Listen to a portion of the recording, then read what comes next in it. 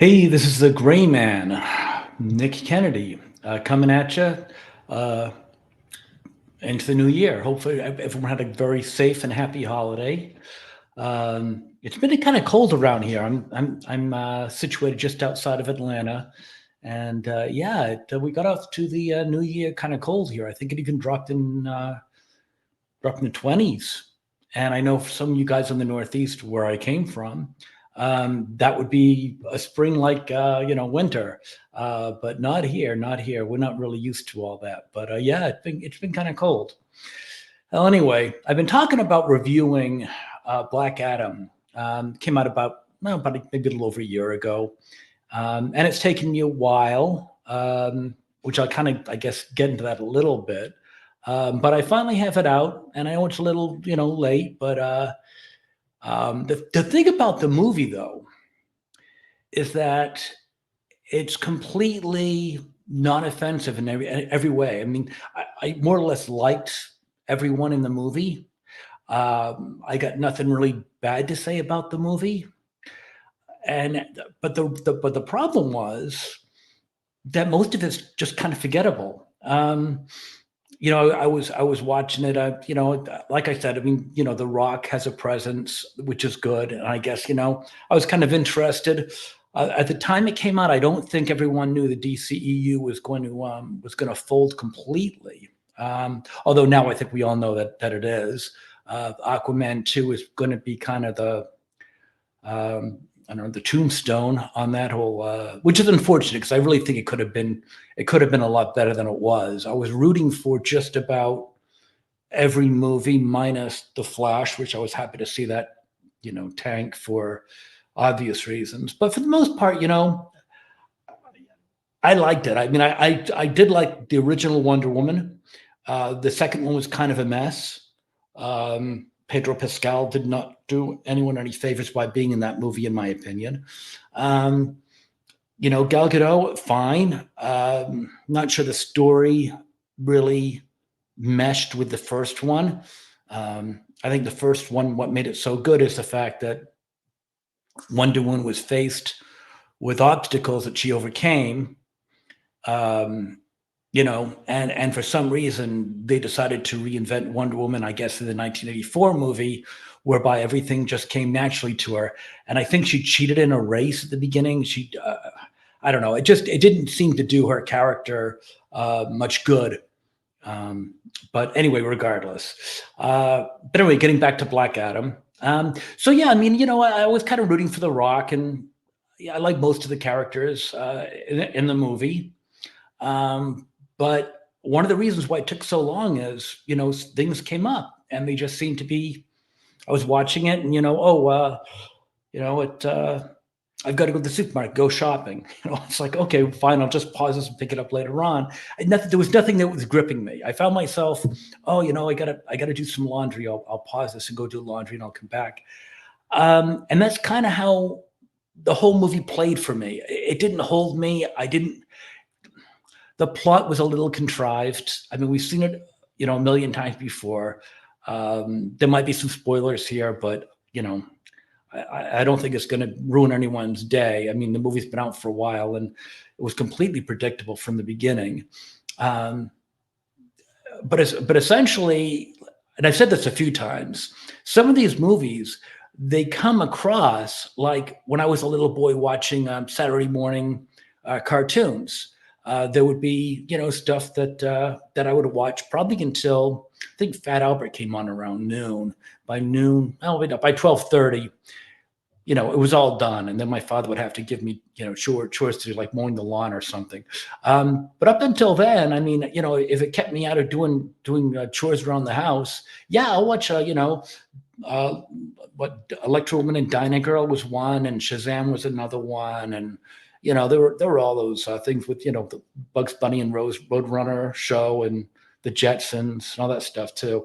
But no, I mean, but completely forgettable, and that's kind of what I thought of this movie for the most part.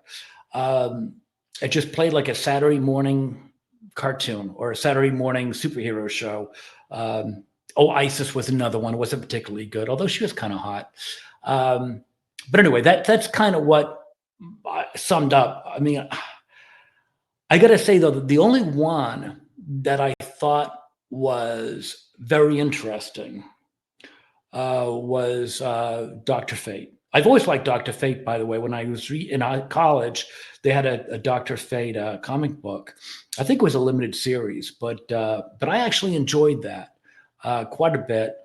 I want to say he fought the Gray Man, which would be kind of ironic, but I'm not sure. But anyway, regardless, but no, it was a pretty good comic. I liked it for what it was, and here I found Pierce Brosnan to be the only, I won't say star, because I do think The Rock is a star. Some people have that stardom, some don't. I think The Rock definitely has the stardom. I don't think he brought it in this movie for whatever reason. Pierce Brosnan is definitely a star. He's like an aged cheese or wine. He seems to always command the scenes he's in, and that comes from the fact that he's been around for a while.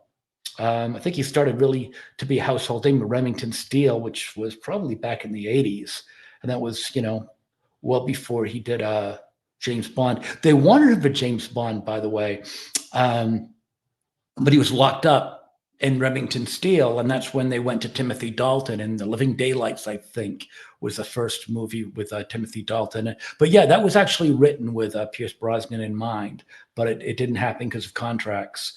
The plot of this was old. I mean, they were looking for the MacGuffin, and one of them was the big bad pretending to be good. The good guy was seen as bad, and the bad guy was seen as good, and all that kind of stuff. We've seen it a million times before, but that wasn't a problem. I mean, a lot of these movies have old twists and plots, and it's what they do with it. And I just didn't feel like they did all that much at all with what they had to deal with. And one thing that I do know that I've been running into a lot with the movies, and I'm not going to say just with this movie or with Marvel movies. I think as a whole, and if I had to guess, I think it started probably with maybe the Avengers, where they tried to inject a little bit of humor. The first one that I remember that actually gave me a good laugh was Loki. Telling Hulk that he was a god, and then Hulk came over and tossed him around like a rag doll, said something like "puny god," and everyone laughed, and it was funny. And then that they interjected humor, kind of from then on in. They would sneak something in. There was another scene where I guess Thor is talking about Loki and saying that he's a god of Asgard, and he's his brother and he deserves all the respect as any other god from Asgard. And then Black Widow goes, "Well, he just killed like 100 people," and he goes, "Oh, did I tell you he was adopted?" And that played to laughs. It was funny. It was good. And then Guardians of the Galaxy came out, and that was really good. I mean, that really played into interjecting humor where you don't expect it, and it worked well. But what I think happened is I think some people on both sides decided that humor was the way to go. And you see, that's not how things work with humor. It's got to be unexpected. First of all, you need a good solid story, or no one's going to care. And then if you're going to put something in, it's got to be unexpected. An example, someone told me this probably back in college, that humor is hard to define, but basically what it is well, if a guy gets up in the morning and he walks down the stairs, and he puts toast in a toaster and has breakfast, that's not funny, because that's what he does. However, on his way going down the stairs, he trips on his kid's toy and falls down and gets up, and then trips over a mop that his wife left around, and sticks his hand in a toaster and burns it. People tend to laugh at that because they didn't expect it. And that's what makes it funny. So when you're sitting there in these recent movies, and all they're doing is throwing one comedic scene after another, or all these different one-liners, you're expecting it. You're just waiting for it. And it's really not that funny anymore because, I mean, I think the good one was the Marvels. They just tried to make everything just one, big barrel of monkey laughs. And it didn't work. It has to come at you when you least expect it, you know. Anyway, back to Black Adam. Those tangents are going to keep on coming, by the way. I didn't love a lot of the CGI either. I'm not usually a big I don't usually try to get hung up on CGI too much. But in this, I thought, especially when Black Adam was doing the fighting, the way he was zipping around was almost cartoonish.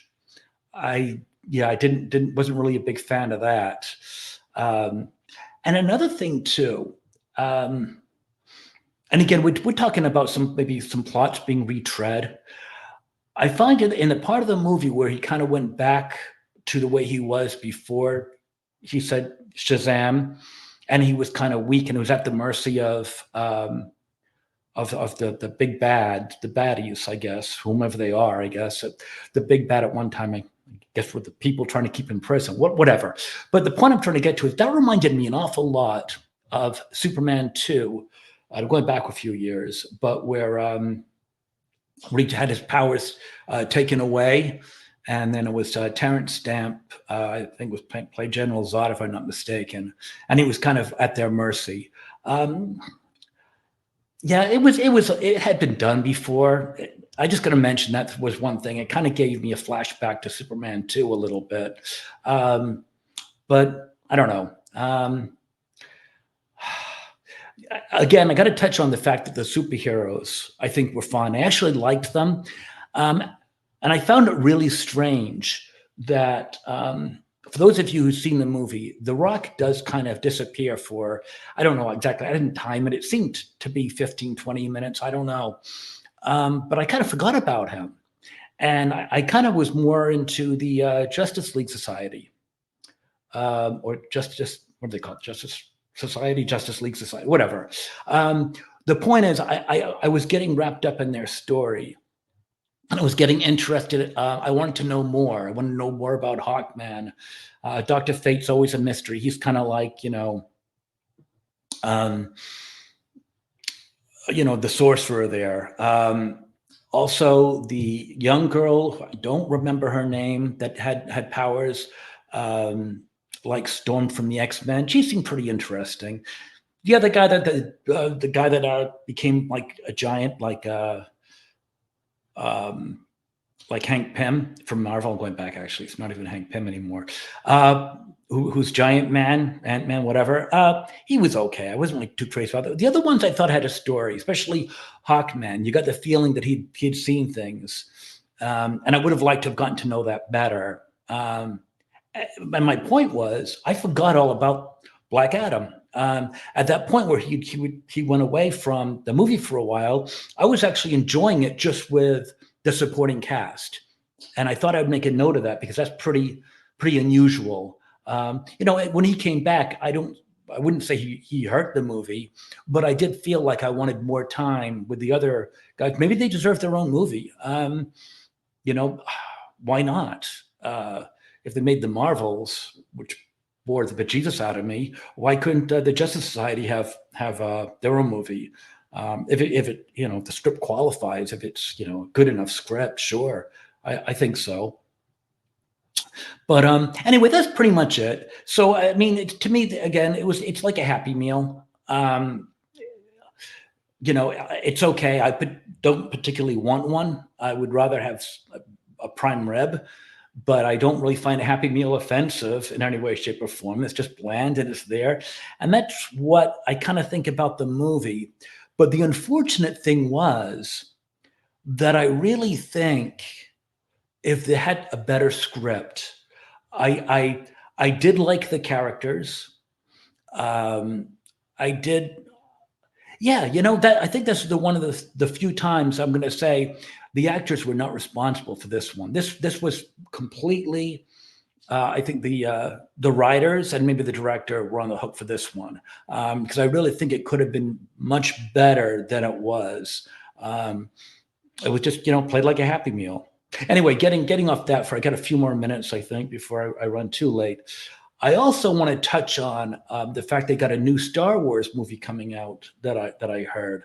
Um, and Daisy Ridley. I'm not sure if I heard the name of it. I'm not sure they have a name yet, but it's going to be on Ray. Um, and I got to tell you, I just don't understand why. I mean, the last three I thought were being kind. I'll say mediocre. Um, I do want to say that Adam Driver, quite correctly, has walked away from them, and I think he should, honestly, because I'll tell you, when I first saw, The Force Awakens and the other ones, I was really down on Adam Driver. I mean, whenever I saw his name, I'd be like, ugh. But I got to tell you, I've been watching some of his movies, and I think I was wrong about this guy. I think Adam Driver is going to be a player. I think he was not done justice by being in those mediocre Star Wars movies, and I'm glad he's walking away because I think he could do a lot more with his career than doing the Star Wars. Daisy Ridley, no offense to her, I don't really know anything about her. Haven't heard anything about her. I just don't think she's got star quality. There are some people that when they're doing a movie, you go, yeah, there's a star. I mean, look at the Avengers, for example. And that's one of the reasons I think they were so successful, is because they had a presence about them. I mean, Scarlett Johansson, yes, obviously she's a star. Robert Downey Jr., yeah, epitome of a star, actually. Chris Evans, I don't know about that. Maybe. I don't know. We'll have to see on him. Chris Hemsworth, yes, he's a star. Mark Ruffalo, no. I could never see myself or anyone that I know rushing out to see the latest Mark Ruffalo movie. He honestly comes across as a little bit whiny, but that's just my opinion. And again, I've nothing against the guy. I haven't heard anything to him. He just seems like he winds his way through the roles. Maybe it's because of the character with the Hulk when he's Bruce Banner. I don't know, but yeah. But the point I'm trying to get to is Daisy Ridley just doesn't have star power. I mean, and some people develop it too. I will say this. Some people are born stars and other people become stars. Harrison Ford was not somebody that I considered to be a star, especially at the very beginning where he did American Graffiti. That was a little bit of a role. And he also had a bit part too in Apocalypse Now. But anyway, when we're looking at Star Wars, I thought he was a very good supporting character. But in all the times I saw Star Wars, and I was, like 11 at the time, so I probably saw it about 10 times, I never came away thinking that Han Solo was a star or Harrison Ford was a star. And I think he became one. I think he became a star. He did that with the Raiders of the Lost Ark, and he continued, and he came back strong, and Empire Strikes Back. And I think he's one that actually demanded star power. And hats off to the guy, because I don't think originally he had it. He earned it. And it can be earned. I just don't. When I see Daisy Ridley, and I know it coming off three, poor, I think we're poor, let's be honest, movies of Star Wars, under the direction of Kathleen Kennedy. We all know how that goes. I just don't see how they can do that. They need somebody, that can step in and they can own Star Wars, And if she can pull a Harrison Ford and become a star overnight, then my hat's off to her. But I just don't see it. She seems like a nice, sweet kid, but I just don't see her as carrying a franchise on her back. But hey, maybe I could be wrong. I've been wrong before. Anyway, that's it right now. So there's my review of Black Adam. For what it's worth, it's it's okay. And just don't skip a meal to see it or anything like that, because it'll still be there when you finish. Okay, this is Nick Kennedy, your gray man, saying, I hope it was good for you too, guys. Talk to you later.